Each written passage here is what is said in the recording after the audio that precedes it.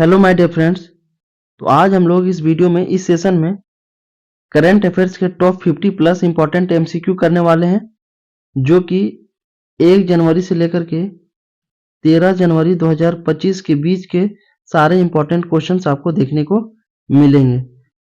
तो ये सेशन काफ़ी इंपॉर्टेंट होने वाला है, काफ़ी मज़ेदार होने वाला है, क्योंकि इसमें हम लोग करंट अफेयर्स के लगभग 50 प्लस इंपॉर्टेंट एमसीक्यू को हम लोग कंप्लीट करने वाले हैं। ऑनलाइन टीचिंग अड्डा प्लेटफॉर्म पे डेली बेसिस पे सुबह के 8 बजे बिल्कुल free of cost exam oriented content provide करवाया जाता है। तो आप इस चैनल से जो है बेटर प्रिपरेशन के लिए आप जुड़ सकते हैं। तो चलिए हम लोग फटाफट कंप्लीट करते हैं कम समय में। पहला क्वेश्चन है आपके स्क्रीन में, हाल ही में भारतीय वायुसेना की पश्चिमी वायु कमान किसे संभाली है? 4 ऑप्शंस जो है आपके दिए गए हैं। पहले ऑप्शंस है air marshal Raghunath Nambiar, option दूसरा है air marshal Anil Chopra, option third है एयर मार्शल जितेंद्र मिश्रा, और ऑप्शन 4 है एयर मार्शल पंकज मोहन सिन्हा। तो इसका सही आंसर जो होगा, इसका बिल्कुल राइट आंसर हो जाएगा आपका एयर मार्शल जितेंद्र मिश्रा, यानी ऑप्शन थर्ड वाला जो है ऑप्शन सी राइट आंसर होगा इस क्वेश्चन का। हाल ही में जो है भारतीय वायुसेना की पश्चिमी वायु कमान जो है उसको संभालने के लिए किसे दी गई है? एयर मार्शल जितेंद्र मिश्रा जी को दिया गया है। तो ऑप्शन ये वाला बिल्कुल राइट आंसर है। अगला प्रश्न है प्रश्न नंबर 2, किस भारतीय राज्य ने तिरुवल्लुवर प्रतिमा और विवेकानंद रॉक मेमोरियल को जोड़ने वाला भारत का पहला कांच का समुद्री पुल अनावरण किया गया है? तमिलनाडु, केरल, आंध्र प्रदेश और कर्नाटक। तो इसका राइट आंसर होगा तमिलनाडु, है ना। तो तमिलनाडु राज्य ने तिरुवल्लुवर प्रतिमा और विवेकानंद रॉक मेमोरियल को जोड़ने वाला भारत का पहला कांच का समुद्री पुल अनावरण किया है। तो राज्य कौन सा है? वो राज्य है तमिलनाडु। ये बात आप याद रखेंगे। चलिए आगे बात करते हैं। अगला प्रश्न है, अनीश दयाल सिंह के सेवानिवृत्त होने के बाद सीआरपीएफ के कार्यवाहक महानिदेशक के रूप में किसे नियुक्त किया गया है? 4 ऑप्शन जो है आपके पास दिए गए हैं। तो बताइए इसका राइट आंसर कौन सा होगा? इसका सही आंसर होगा वितुल कुमार, है ना। वितुल कुमार जो है बिल्कुल राइट आंसर है। अगला प्रश्न है, 2023 के लिए गंगाधर राष्ट्रीय कविता पुरस्कार के प्राप्तकर्ता कौन है? 2023 के लिए गंगाधर राष्ट्रीय कविता पुरस्कार जो है प्राप्तकर्ता कौन है? 4 ऑप्शन है जयंत महापात्रा, प्रतिभा सतपथी, रमाकांत राठ और सीनाकांत महापात्रा। तो बताइए इसका जो है सही आंसर कौन सा होगा? तो प्रतिभा सतपथी। प्रतिभा सतपथी जो है 2023 के लिए गंगाधर राष्ट्रीय कविता पुरस्कार के प्राप्तकर्ता है। इन्हें जो है गंगाधर राष्ट्रीय कविता पुरस्कार से सम्मानित किया गया है, दिया गया है। आगे बात करते हैं। अगला प्रश्न क्या है, 2 जनवरी 2025 को जम्मू कश्मीर और लद्दाख थ्रू द एजेस नाम पुस्तक किसने जारी की है? तो द थ्रू द एजेस नामक पुस्तक जो है किसके द्वारा जारी किया गया है? और ये 2 जनवरी 2025 को जो है जम्मू कश्मीर और लद्दाख के बीच वाले जो थ्रू द एजेंस नामक जो पुस्तक है, ये जारी किया गया है अमित सिंह जी के द्वारा। याद रखेंगे, अमित सिंह जी के द्वारा जो है थ्रू द एसेस नामक पुस्तक जो है जारी किया गया, लॉन्च किया गया है। अगला प्रश्न क्या है, हाल ही में किसने मीईटी में अतिरिक्त सचिव के रूप में कार्य करते हुए यूआईडीआई के सीईओ का पदभार ग्रहण किया है? Rajesh Kumar Singh, Ajay Bhushan Pandey, Arvind Gupta, option D Bhuvneshwar Kumar. तो इसका सही आंसर होगा भुवनेश्वर कुमार। हाल ही में जो है भुवनेश्वर कुमार ने मीईटी में अतिरिक्त सचिव के रूप में कार्य करते हुए यूआईडीए के नए सीईओ के रूप में पदभार का ग्रहण किया है। तो याद रखेंगे इसका राइट आंसर होगा भुवनेश्वर कुमार, है ना, भुवनेश्वर कुमार।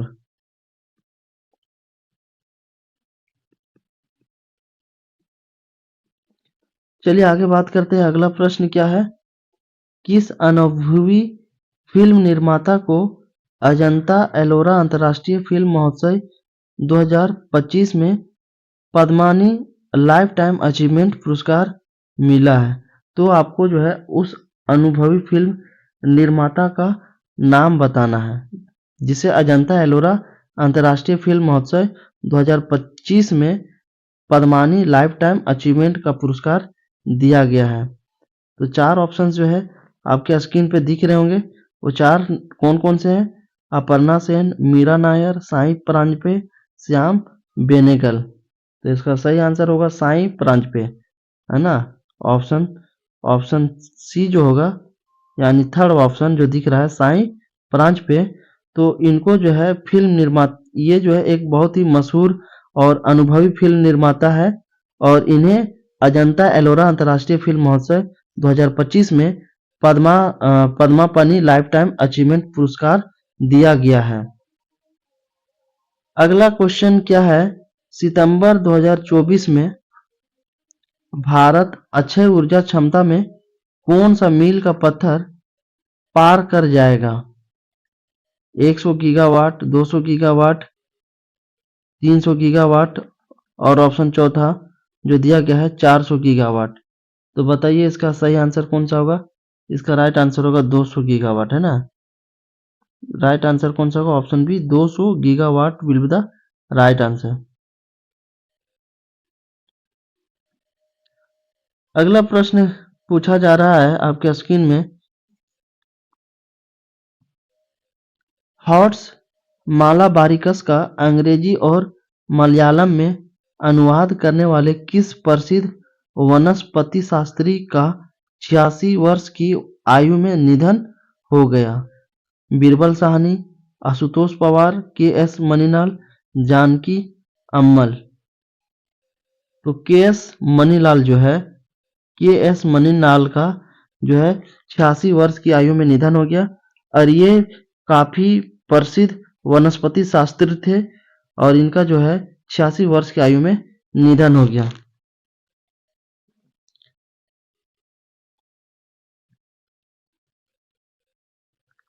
अगला प्रश्न है, दिसंबर 2024 में 7.4 तीव्रता वाले भूकंप के बाद पुनर्वास के लिए किस देश को भारत से $5 लाख की राहत सहायता मिली है? तो जो है आपको उस देश का नाम बताना है जिसे $5 लाख की राहत सहायता मिली है। दिसंबर 2024 में जो भूकंप आया था उसमें जो है उस भूकंप से निपटने के लिए राहत कोष दिया गया है। तो आपको बताना है कौन सा देश को दिया गया था भारत के द्वारा। Samoa, Vanuatu, tonga, Fiji. तो इसका राइट आंसर है वानुअतु। वानुअतु को जो है दिसंबर 2024 में भूकंप के बाद पुनर्वास के लिए जो है भारत के द्वारा $5 लाख की राहत सहायता मिली थी। अगला प्रश्न क्या है, भारत में पहली पंक्ति के अस्थमा जांच के लिए कीप एयर ऐप किस कंपनी ने लॉन्च किया है? कीप एयर ऐप जो है वो किस कंपनी के द्वारा लॉन्च किया गया है? तो सिप्ला कंपनी के द्वारा जो है लॉन्च किया गया है। यह बात जो है आप याद रखेंगे। तो भारत में पहली पंक्ति के अस्थमा जांच के लिए, ठीक है, कीप एयर ऐप जो लॉन्च किया गया है किस डिसीज की जांच के लिए? तो अस्थमा की जांच के लिए। तो अस्थमा की जांच के लिए जो सिप एयर ऐप की जो लॉन्च की गई है वो सिप्ला कंपनी के द्वारा जो है लॉन्च किया गया है। तो ऑप्शन डी जो होगा राइट आंसर है। आगे बढ़ते हैं। अगला प्रश्न क्या पूछा गया है, जनवरी 2025 में हुए यूपीपीसीएल नीलामी में 1000 मेगावाट के सौर पीवी प्रोजेक्ट को किस कंपनी ने हासिल किया है? वो कंपनी के नाम आपको बताने, 4 कंपनी के नाम आपको दिख रहे होंगे। Adani green energy, renew power, NTPC renewable energy, option 4 Tata power renewable energy. तो इसका राइट आंसर होगा एनटीपीसी रिन्यूएबल एनर्जी, है ना? इसका जो सही आंसर होगा एनटीपीसी रिन्यूएबल एनर्जी जो कंपनी है इसका राइट आंसर हो जाएगा। तो हाल ही जनवरी 2025 में जो यूपीपीसीएल नीलामी हुआ है उसमें 1000 मेगावाट के सौर पीवी प्रोजेक्ट जो है वो ये प्रोजेक्ट किस कंपनी को मिला है? तो एनटीपीसी रिन्यूएबल एनर्जी को मिला है। चलिए आगे बढ़ते हैं। अगला प्रश्न क्या है? 15वें लक्ष्य कप में 251.7 अंकों के साथ 10 मीटर एयर राइफल स्वर्ण पदक किसने जीता है?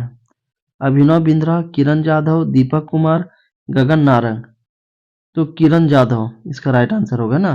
15वें लक्ष्य कप में जो है लगभग 251.7 अंकों के साथ जो है 10 मीटर एयर राइफल में गोल्ड मेडल जीतने का काम किया है।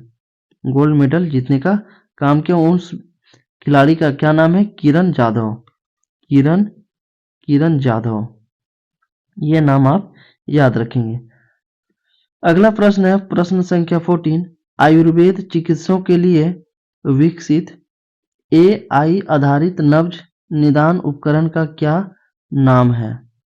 आयुर्वेद पल्स मॉनिटर, प्राकृतिक पल्स चेकर, नाड़ी तरंगिनी, ऑप्शन 4 त्रिदोष विश्लेषक। तो बताइए इसका राइट आंसर कौन सा होगा? इसका सही आंसर होगा नाड़ी तरंगिनी, है ना। नाड़ी तरंगिनी इसका बिल्कुल राइट आंसर होगा।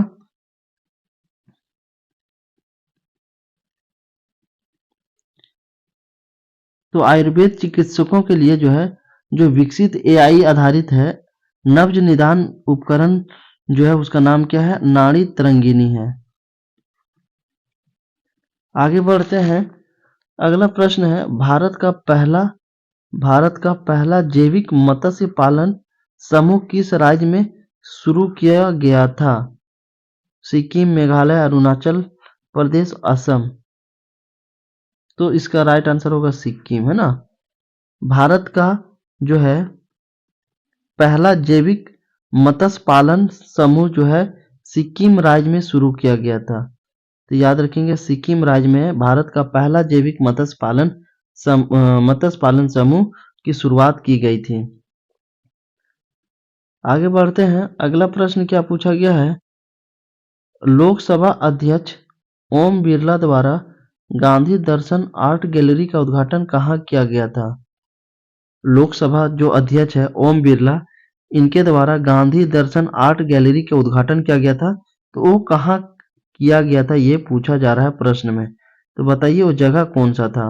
गांधी स्मृति दिल्ली, राजघाट नई दिल्ली, साबरमती आश्रम अहमदाबाद, ऑप्शन डी ललित कला अकादमी दिल्ली। तो इसका सही आंसर होगा राजघाट नई दिल्ली, है ना। राजघाट नई दिल्ली में लोकसभा अध्यक्ष ओम बिरला के द्वारा गांधी दर्शन आर्ट गैलरी का उद्घाटन किया गया था। तो इसका सही आंसर है राजघाट नई दिल्ली।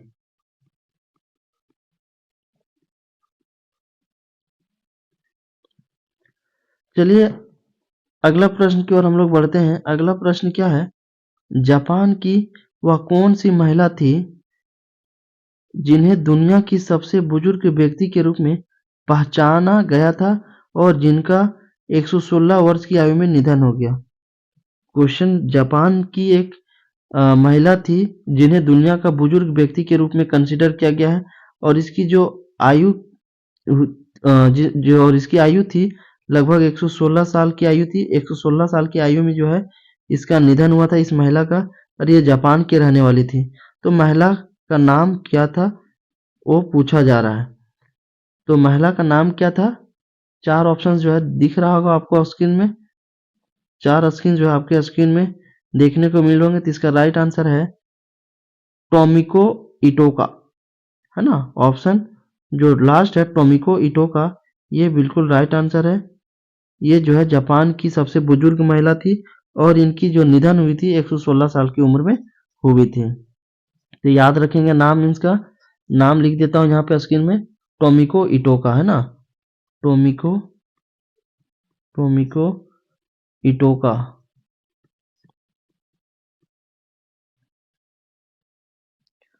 चलिए आगे बढ़ते हैं। अगला प्रश्न क्या है केंद्रीय गृह मंत्री अमित शाह द्वारा भारतीय एजेंसियों को इंटरपोल के नेटवर्क से जोड़ने के लिए किस पोर्टल का उद्घाटन किया गया है? बेसिकली पोर्टल का नाम पूछा जा रहा है कि कौन सा पोर्टल है जो केंद्रीय गृह मंत्री अमित सिंह जी के द्वारा जो है लॉन्च किया गया है, उद्घाटन किया गया है। तो जो पोर्टल है वो है भारत पोल, है ना। भारत पोल पोर्टल का शुरुआत किया गया, उद्घाटन किया गया है, किसके द्वारा किया गया है? केंद्रीय गृह मंत्री जी के द्वारा किया गया है, माननीय हमारे जो अमित शाह जी हैं उन्हीं के द्वारा किया गया है। तो ये बात आप याद रखेंगे, भारत पोल जो है इस पोर्टल की जो लॉन्च किया गया, उद्घाटन किया गया है, केंद्रीय गृह मंत्री अमित शाह जी के द्वारा किया गया है।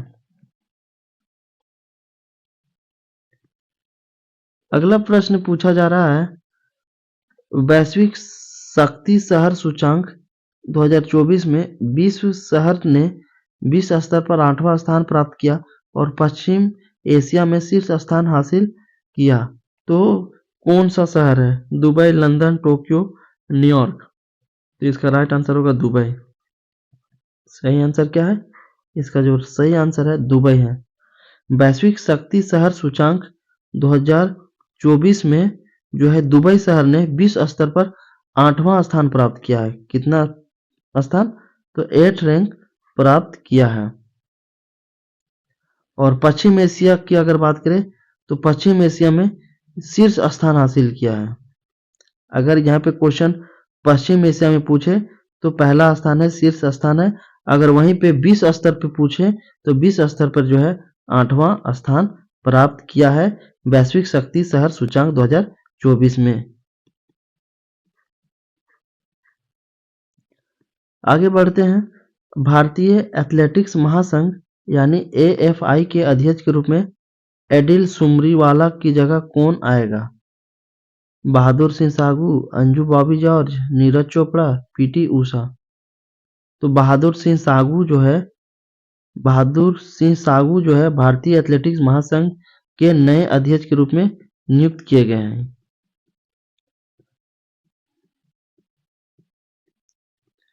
याद रखेंगे,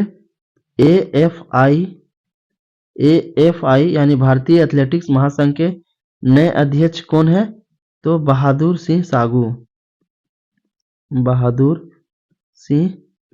साहू। और ये किनके जगह पे लेंगे? ये जो है एडिल सुमरीवाला की जगह लेंगे। पहले कौन थे? AFI के जो अध्यक्ष थे एडिल सुमरीवाला थे, लेकिन हाल ही में AFI यानी भारतीय एथलेटिक्स महासंघ के जो नए अध्यक्ष के रूप में नियुक्त किए गए हैं, चुने गए हैं, वो बहादुर सिंह साहू जी को चुने गए हैं। अगला प्रश्न है, 2024 के ब्रिटिश जूनियर ओपन में अंडर 17 गर्ल्स सिंगल्स का खिताब किसने जीता है? Malika El Karaxi, Era Sharma, Anahat Singh. Option D Hania El Hammamy. तो अनाहत सिंह जो है जीती है। 2024 में ब्रिटिश जूनियर ओपन में जो है अंडर 17 गर्ल्स सिंगल का खिताब जीतने में कौन कामयाब हुई है? वो है अनाहत सिंह।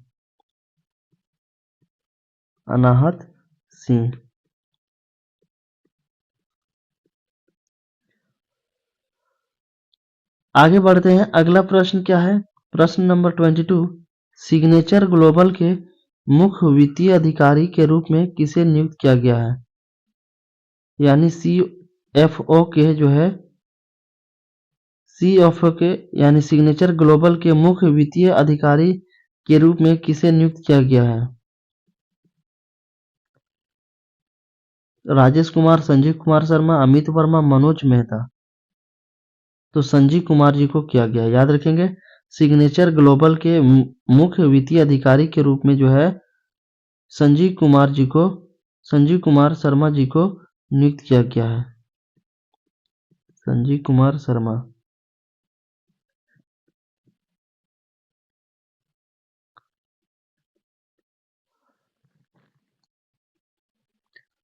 प्रश्न नंबर 23, AFC एशियाई कप 2027 कहाँ आयोजित किया जाएगा? संयुक्त अरब अमीरात में, सऊदी अरब में, कतर में, ओमान में। तो बताइए AFC एशियाई कप 2027 जो होने वाला है वो कहाँ पे आयोजित किया जाएगा? तो ये जो है सऊदी अरब में किया जाएगा। याद रखेंगे कहाँ पे? सऊदी अरब में किया जाएगा। AFC एशियाई कप 2027 जो है सऊदी अरब में आयोजित किया जाएगा। चलिए आगे बढ़ते हैं। अगला प्रश्न है प्रश्न नंबर 24। किस पूर्वोत्तर राज्य में मतदाता सूची में लिंग अनुपात सबसे अधिक है? किसमें पूछा जा रहा है? किस पूर्वोत्तर राज्य में मतदाता सूची में जो है लिंग अनुपात सबसे अधिक है, जहां प्रति 1000 पुरुषों पर 1070 महिलाएं हैं। यानी 1000 पुरुषों पर जो है 1070 महिलाएं हैं। तो आपको जो है वो कौन सा पूर्वोत्तर राज्य है वो राज्य का नाम बताना। मिजोरम, अरुणाचल प्रदेश, मणिपुर और ऑप्शन 4 मेघालय। तो बताइए इसका राइट आंसर कौन सा होगा? तो मणिपुर आंसर होगा सही। इसका सही आंसर कौन सा होगा? मणिपुर। मणिपुर। तो मणिपुर राज्य में मतदाता सूची में लिंग अनुपात जो है सेक्स रेशियो सबसे अधिक है, जहां पे 1000 पुरुषों पर 1070 महिलाएं हैं। तो राज्य जो है आप याद रखेंगे मणिपुर है। अगला प्रश्न है कौन सी कंपनी भारत में AI और क्लाउड इंफ्रास्ट्रक्चर के विस्तार के लिए $3 बिलियन का निवेश करने वाली है? IBM, Amazon, गूगल और माइक्रोसॉफ्ट। तो राइट आंसर होगा माइक्रोसॉफ्ट। ठीक है, माइक्रोसॉफ्ट जो कंपनी है, माइक्रोसॉफ्ट जो कंपनी है ये भारत में AI और क्लाउड इंफ्रास्ट्रक्चर के विस्तार के लिए, उसके बेहतर बनाने के लिए 3 बिलियन डॉलर जो है निवेश करने वाली है। तो माइक्रोसॉफ्ट जो होगा इसका बिल्कुल राइट आंसर है। आगे बढ़ते हैं। अगला प्रश्न क्या है? 14 जनवरी 2025 से इसरो के अध्यक्ष के रूप में एस सोमनाथ का स्थान कौन लेगा? यानी क्वेश्चन जो है इनडायरेक्टली पूछा जा रहा है कि 14 जनवरी 2025 से जो है इसरो के नए अध्यक्ष के रूप में कौन नियुक्त होंगे और वो किसके जगह लेंगे? सोमनाथ जी का जगह लेंगे। तो बताइए मीना गणेश, डॉक्टर शैलेश नायक, वी नारायण और ऑप्शन 4 जो है AS किरण कुमार। तो इसका सही आंसर होगा वी नारायण, है ना। राइट आंसर कौन सा होगा? वी नारायण। यानी इसरो के जो है नए अध्यक्ष के रूप में अब किसे नियुक्त किया जा रहा है?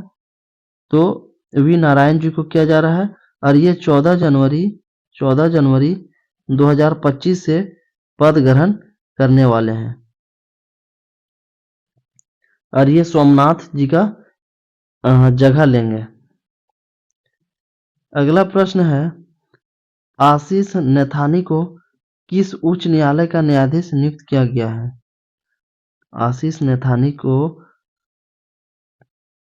किस उच्च न्यायालय का जो है न्यायाधीश अपॉइंट किया गया है? पंजाब और हरियाणा उच्च न्यायालय, बिहार उच्च न्यायालय, उत्तराखंड उच्च न्यायालय, ऑप्शन डी राजस्थान उच्च न्यायालय। तो राइट आंसर होगा उत्तराखंड उच्च न्यायालय, है ना। Uttarakhand high court. Uttarakhand high court के जो है न्यायाधीश के रूप में किसे नियुक्त किया जा रहा है? तो आशीष नैथानी जी को किया गया है। आशीष नैथानी।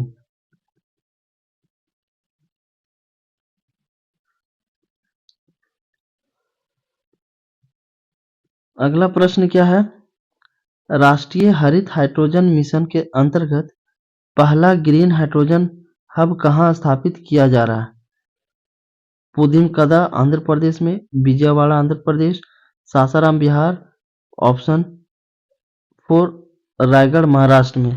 तो बताइए राष्ट्रीय हरित हाइड्रोजन मिशन के अंतर्गत जो पहला ग्रीन हाइड्रोजन हब है वो कहाँ पे डेवलप किया जा रहा है, स्थापित किया जा रहा है? तो पुदिमदका आंध्र प्रदेश में किया जा रहा है। याद रखेंगे इसका सही आंसर होगा इसका जो सही आंसर है ऑप्शन नंबर फर्स्ट, यानी पुदीमदका आंध्र प्रदेश में। पुदीमदका आंध्र प्रदेश में राष्ट्रीय हरित हाइड्रोजन मिशन के अंतर्गत पहला ग्रीन हाइड्रोजन हब स्थापित किया जा रहा है।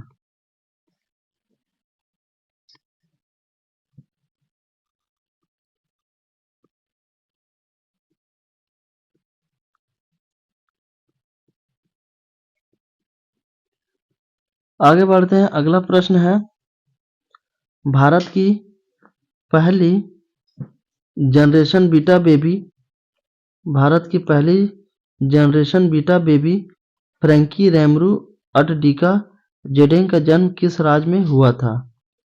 तो इसका राइट आंसर होगा आपका, 4 ऑप्शन दिए गए, मणिपुर, नागालैंड, असम और मिजोरम। तो सही आंसर होगा मिजोरम, है ना। बीटा बेबी जो होता है, पहली जनरेशन बीटा बेबी क्या है? 2025 से लेकर के 2039 के बीच में जन्म लेने वाले बच्चे को जो है फर्स्ट जनरेशन बीटा बेबी का नाम दिया गया, कंसिडर किया गया है। और भारत को भी जो है पहला जनरेशन बीटा बेबी मिल चुका है, जिसका नाम क्या है? जिसका नाम जो है आपको स्क्रीन में दिख रहा होगा, नाम भी इंपॉर्टेंट है, याद रखेंगे। नाम है फ्रेंकी फ्रेंकी रेमरू रेमरू अटडिका जेडेंग।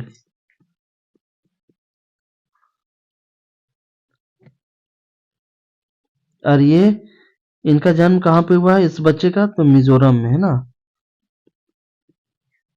मिजोरम। अगला प्रश्न है, जनवरी 2025 में ब्राजील द्वारा घोषित अनुसार कौन सा देश आधिकारिक तौर पर ब्रिक्स का पूर्ण सदस्य बन गया है? तो वो देश का नाम बताना है जो जनवरी 2025 में ब्राजील द्वारा जो है घोषित के अनुसार देश का आधिकारिक तौर पर ब्रिक्स का पूर्ण सदस्य बन गया है। तो वो देश जो है वो है आपका इंडोनेशिया। राइट आंसर है इंडोनेशिया। इंडोनेशिया जो है आधिकारिक तौर पर ब्रिक्स का पूर्ण रूप से सदस्य बन गया है। अगला है, दिसंबर के चुनाव जीतने के बाद घाना के राष्ट्रपति पद की शपथ किसने ली? तो घाना के राष्ट्रपति पद की शपथ किसने ली? 4 ऑप्शन दिए गए हैं आपके, जाना ड्रामानी महामा, क्वामे नरकुमा, जेरी लॉर्लिंग्स, नाना अकुफो अडो। तो बताइए, जो है घाना के राष्ट्रपति पद की शपथ किसने ली है दिसंबर के चुनाव जीतने के बाद? तो जॉन ड्रूमानी महामा, है ना, इसका राइट आंसर है। इसका जो आंसर होगा होगा जॉन जॉन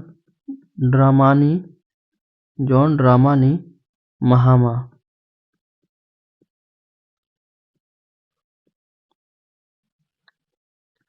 चलिए आगे बात करते हैं। अगला प्रश्न क्या है, उत्तर प्रदेश में हर घर नल योजना के अंतर्गत सामुदायिक अंशदान की छूट के बाद ग्रामीणों को कितना रखरखाव शुल्क देना होगा?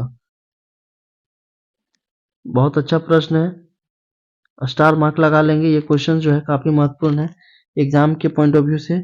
उत्तर प्रदेश में जो है हर घर नल योजना की शुरुआत की गई है और इस योजना के अंतर्गत सामुदायिक अंशदान की छूट के बाद ग्रामीणों को जो है रख रखाव के लिए शुल्क देना होगा।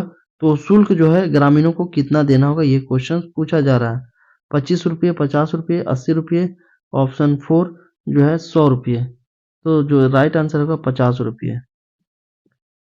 ठीक है, उत्तर प्रदेश के जो सामुदायिक अंशदान की छूट के बाद जो है ग्रामीणों को हर घर नल योजना के रख रखाव के लिए जो है 50 रुपये के रूप में 50 रुपये जो है शुल्क के रूप में देने पड़ेंगे। अगला है, सर्वोच्च न्यायालय कोलेजियम द्वारा शीर्ष न्यायालय में नियुक्ति के लिए किसे सिफारिश की गई है? तो सर्वोच्च न्यायालय कॉलेजियम द्वारा शीर्ष न्यायालय में नियुक्ति के लिए किसे सिफारिश की गई है? मुख्य न्यायाधीश के पालीवाल, मुख्य न्यायाधीश के विनोद चंद्रन, मुख्य न्यायाधीश एस मनोहर, ऑप्शन डी मुख्य न्यायाधीश सैयद अब्दुल्ला। तो बताइए इसका सही आंसर कौन सा होगा? तो इसका राइट आंसर है मुख्य न्यायाधीश के विनोद चंद्रन। ठीक है, मुख्य न्यायाधीश के विनोद चंद्रन इसका बिल्कुल राइट आंसर है। सर्वोच्च न्यायालय कॉलेजियम के द्वारा शीर्ष न्यायालय में जो है नियुक्ति के लिए मुख्य न्यायाधीश के विनोद चंद्रन की सिफारिश की गई है।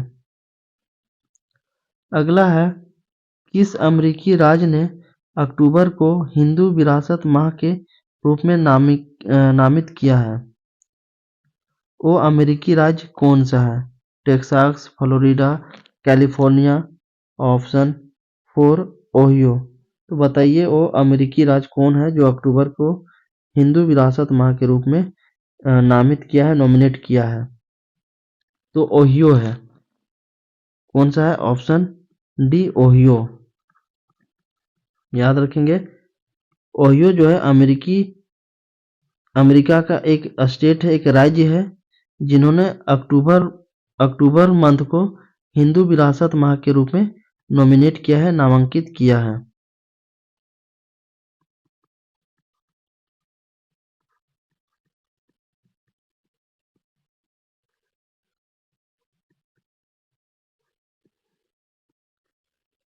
अगला प्रश्न क्या है? किस देश ने 1 जनवरी से ऑनलाइन आवेदन की अनुमति देते हुए भारतीय नागरिकों के लिए ई-वीजा प्रणाली शुरू की है? कनाडा, इजराइल, ऑस्ट्रेलिया, संयुक्त राज्य अमेरिका। तो राइट आंसर है इजराइल। इजराइल देश जो है हाल ही में 1 जनवरी से ऑनलाइन आवेदन की अनुमति देते हुए भारतीय नागरिकों के लिए ई-वीजा प्रणाली का शुरुआत किया है। ई-वीजा सिस्टम जो है, ई-वीजा प्रणाली की शुरुआत की गई है हाल ही में, यानी 1 जनवरी से। और ये जो है किस शहर कौन से देश के द्वारा किया गया है? इजराइल के द्वारा किया गया है। आगे बात करते हैं, अगला प्रश्न है, किस अमेरिकी रक्षा निर्माता ने भारत डायनामिक्स लिमिटेड के साथ मिलकर भारत में सोनोबाई का सह उत्पादन करने के लिए अपनी तरह की पहली साझेदारी की है? Ultra maritime, Lockheed Martin, general dynamics, option D Boeing. तो इसका राइट आंसर अल्ट्रा मैरीटाइम होगा ना, ultra maritime. Option A ultra maritime जो है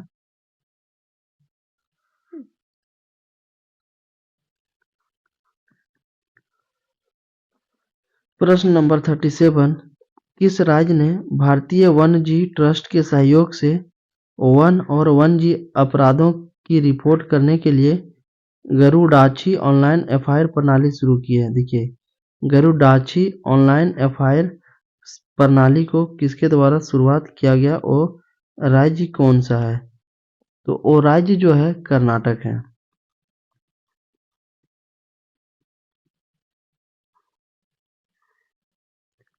याद रखेंगे, कर्नाटक राज्य ने भारतीय वन्यजीव ट्रस्ट के सहयोग से वन और वन्यजीव अपराधों की रिपोर्ट करने के लिए एक गरुडाची ऑनलाइन एफआईआर प्रणाली की शुरुआत की गई है।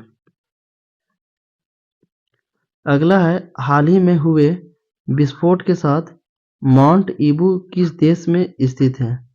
Malaysia, Indonesia, Thailand, Philippines. तो इंडोनेशिया में है, याद रखेंगे। तो माउंट ईबू जो है किस देश में स्थित है? माउंट ईबू जो है इंडोनेशिया में स्थित है।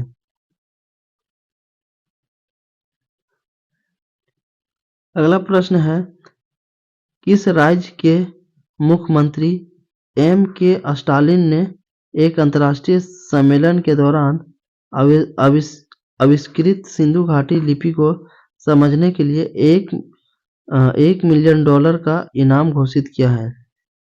तो कौन सा राज्य के मुख्यमंत्री के द्वारा जो है अंतर्राष्ट्रीय सम्मेलन के दौरान आविष्कृत सिंधु घाटी लिपि जो है स्क्रिप्ट है, उसको समझने के लिए $1 $1 मिलियन का इनाम घोषित किया है।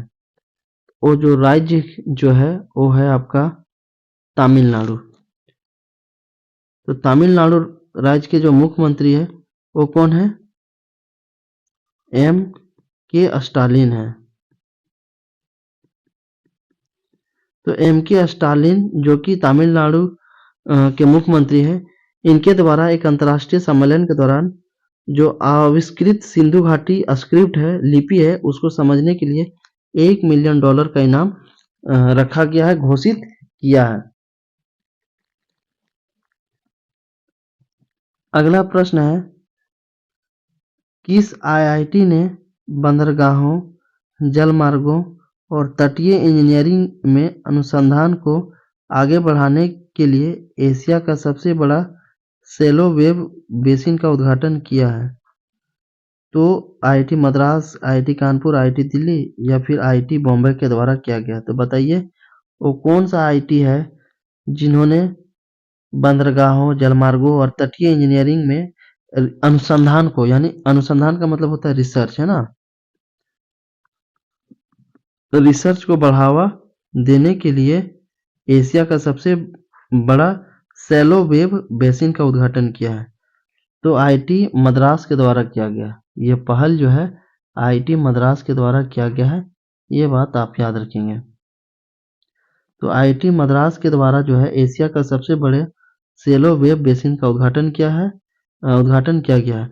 इसका उद्घाटन करने का जो है सबसे मुख्य उद्देश्य है कि बंदरगाहों, जलमार्गों और तटीय इंजीनियरिंग के क्षेत्र में जो है इंजीनियरिंग के अनुसंधान में, यानी रिसर्च के क्षेत्र में आगे बढ़ाया जा सके, इसीलिए जो है इसका यानी शैलो वेव बेसिन का उद्घाटन किया गया है। अगला है, 13 जनवरी को प्रधानमंत्री मोदी किस सुरंग का उद्घाटन करेंगे? 13 जनवरी 2025 को भारत के माननीय प्रधानमंत्री श्री नरेंद्र मोदी जी के द्वारा किस सुरंग का उद्घाटन किया जाएगा? सोनमर्ग सुरंग, अटल सुरंग, जोजिला सुरंग, ऑप्शन 4 जो है उपरोक्त में से कोई नहीं। तो इसका राइट आंसर होगा सोनमर्ग सुरंग, है ना। 13 जनवरी को प्रधानमंत्री मोदी जी के द्वारा सोनमर्ग सुरंग का उद्घाटन किया जाना है। सोनमर्ग सुरंग। अगला प्रश्न है, ID सत्यापन फॉर्म इक्वल के सलाहकार बोर्ड के अध्यक्ष के रूप में किसे नियुक्त किया गया है? न्यायमूर्ति UA Lalit, doctor KC Chakravarti, न्यायमूर्ति BN Srikrishna, option D Raghuram Rajan. तो इसका जो सही उत्तर होगा वो होगा न्यायमूर्ति BN श्रीकृष्ण, है ना। न्यायमूर्ति BN श्रीकृष्ण जी को हाल ही में ID सत्यापन फॉर्म इक्वल के सलाहकार बोर्ड के अध्यक्ष के रूप में नियुक्त किए गए हैं। अगला है, राष्ट्रीय युवा दिवस किस प्रमुख व्यक्ति के आदर्शों और दृष्टिकोण का सम्मान करता है? रविंद्रनाथ टैगोर, स्वामी विवेकानंद, भगत सिंह, महात्मा गांधी। तो स्वामी विवेकानंद इसका राइट आंसर होगा। राष्ट्रीय युवा दिवस जो है, राष्ट्रीय युवा दिवस जो है स्वामी विवेकानंद के आदर्शों और दृष्टिकोण का सम्मान करता है। तो इसका सही आंसर होगा स्वामी विवेकानंद, है ना, स्वामी विवेकानंद।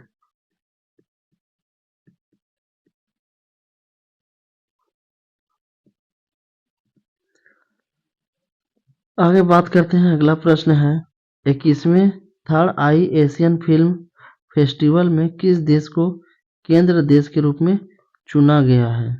दक्षिण Korea, Bhutan, Indonesia, option 4 Japan. तो राइट आंसर है दक्षिण कोरिया। 21वें थर्ड आई एशियन फिल्म फेस्टिवल में जो है दक्षिण कोरिया देश को केंद्र देश के रूप में चुना गया है, दक्षिण कोरिया। क्वेश्चन नंबर 45, हाल ही में किस देश ने संयुक्त राष्ट्र की बड़े आंकड़े और सांख्यिकी के लिए आंकड़ा विज्ञान समिति में शामिल हुआ है? जापान, चीन, जर्मनी, ऑप्शन डी भारत। तो राइट आंसर होगा भारत, है ना। हाल ही में जो है भारत देश संयुक्त राष्ट्र की सबसे बड़े आंकड़े और सांख्यिकी के लिए आंकड़ा विज्ञान समिति में शामिल हुआ है।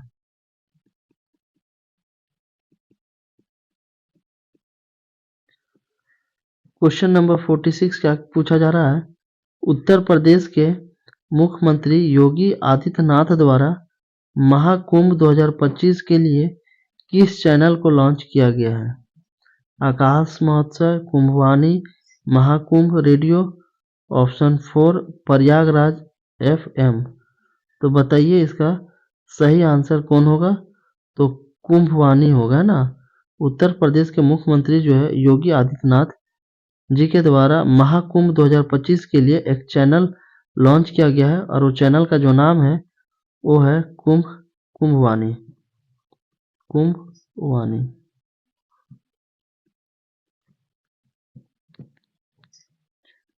अगला है मुंबई मैराथन के 20वें संस्करण के लिए अंतर्राष्ट्रीय इवेंट एम्बेसडर किसे नियुक्त किया गया है?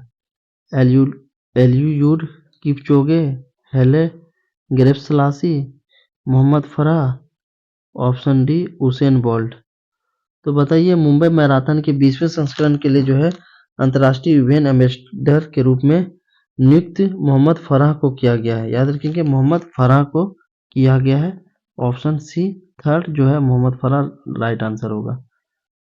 तो मुंबई मैराथन के 20वें संस्करण के लिए अंतर्राष्ट्रीय इवेंट एम्बेसडर के रूप में मोहम्मद फराह जी को नियुक्त किया गया है। अगला प्रश्न है जनवरी 2025 में लेबनान के राष्ट्रपति के रूप में किसे चुना गया है जिससे 2 साल का सत्ता शून्य समाप्त हुआ? तो बताइए इसका जो है 4 ऑप्शंस दिए गए हैं। हसन दियाब, नजीब मिक्ती, मिशेल आउन और ऑप्शन 4 जोसेफ ऑन। तो जोसेफ ऑन जो है इसका बिल्कुल सही आंसर है। जनवरी 2025 में लेबनान के राष्ट्रपति के रूप में जो है जोसेफ ऑन जी को चुना गया है। Joseph on. Joseph on. तो याद रखेंगे लेबनान के राष्ट्रपति के रूप में किसे चुना गया है जनवरी 2025 में? तो जोसेफ ऑन को चुना गया है। अगला प्रश्न है कौन सी अग्रणी असमिया अभिनेत्री जिन्हें फिल्म पुबरून के माध्यम से अंतर्राष्ट्रीय पहचान मिली और उसका 94 वर्ष की आयु में निधन हो गया? इंदिरा देवी, गीतांजलि थापा, ज्ञानदा काकाती और ऑप्शन 4 मोलोया गोस्वामी। तो वो कौन सा असमी अभिनेत्री थी, एक्ट्रेस थी जिन्होंने फिल्म पुबरून के माध्यम से अंतर्राष्ट्रीय यानी इंटरनेशनल लेवल पे अपनी पहचान बनाई थी और उसका जो है 94 वर्ष की उम्र में निधन हो जाता है? तो उस अभिनेत्री का क्या नाम है? और वो असमी अभिनेत्री थी, असमिया अभिनेत्री थी। तो राइट आंसर है ज्ञानदा काकाती, है ना, ऑप्शन थर्ड ज्ञानदा काकाती।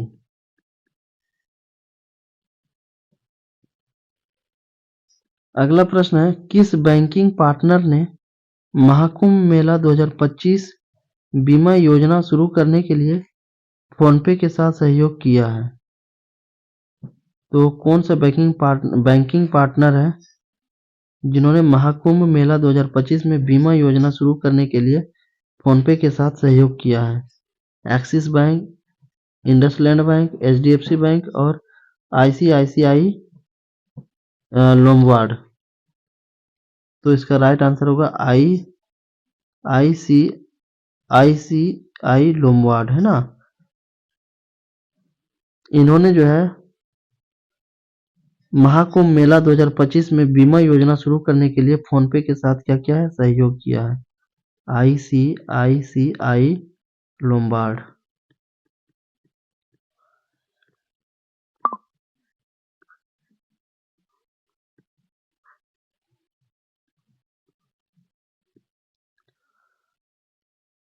इस तरीके से जो 50 इम्पोर्टेंट एमसीक्यू थे 1 जनवरी से लेकर के 13 जनवरी के बीच में बन सकते थे, उसको हम लोगों ने देखा। आई होप ये सेशन अच्छा लगा होगा। तो फिर मिलते हैं नेक्स्ट सेशन के साथ, नेक्स्ट अपडेट के साथ। Thanks for watching.